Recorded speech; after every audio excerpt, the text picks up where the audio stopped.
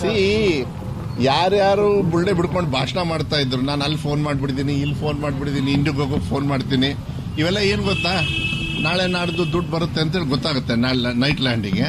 ಇಲ್ಲಿ ಬಂದು ನಿಮ್ಮನ್ನು ಕರ್ಕೊಂಡ್ಬಂದ್ಬಿಟ್ಟು ಪ್ರೆಸ್ ಮೀಟ್ ಮಾಡೋದು. ನೈಟ್ ಲ್ಯಾಂಡ್ ಆಗಿದ್ದಿದ್ರೆ, ನಾನು ಆಗಿದ್ದಿದ್ರೆ ಸೆಂಟ್ರಲ್ ಗೌರ್ಮೆಂಟಿಗೆ ನಾನು ಇದನ್ನ ತಪ್ಪು ಮಾಡ್ಬಿಟ್ನ. ಮಾನ ಮರ್ಯಾದೆ ಇದೆಯನ್ರಿ ಕರ್ನಾಟಕ ರಾಜ್ಯದ ಸರ್ಕಾರದ್ದು, ಕೇಂದ್ರ ಸರ್ಕಾರಕ್ಕೆ ವಹಿಸ್ಬಿಡ್ಬೇಕಂತ. ಯಾಕೆ ಇವ್ರಪ್ಪನ ಮನೆಯಿಂದ ತಂದಾರ ದುಡ್ಡು?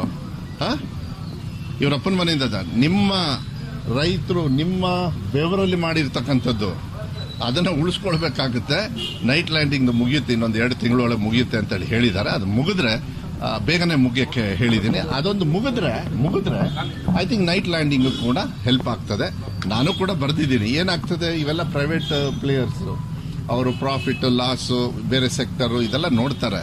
ಬಟ್ ಇಷ್ಟು ದೊಡ್ಡದಾಗಿ ಡಿಸೈನ್ ಮಾಡ್ಬೇಕಾರೆ ಸ್ವಲ್ಪ ಕಾಮನ್ ಸೆನ್ಸ್ ಇರಬೇಕಾಯ್ತು ರಾಘವೇಂದ್ರ ಅವರಿಗೆ. ನಾನು ಮಾಡಿದ್ದೀನಿ ಅಂತಾರಲ್ಲ, ಅದು ಮಾಡೋಕ್ಕಿಂತ ಮುಂಚೆ ಬಂದು ಜನರು ಉಪಯೋಗ ಮಾಡ್ಕೊಳಂಗಿರ್ಬೇಕು. ಅದು ಗೋಡ ಅಂತಾರ ಇರಬಾರ್ದು.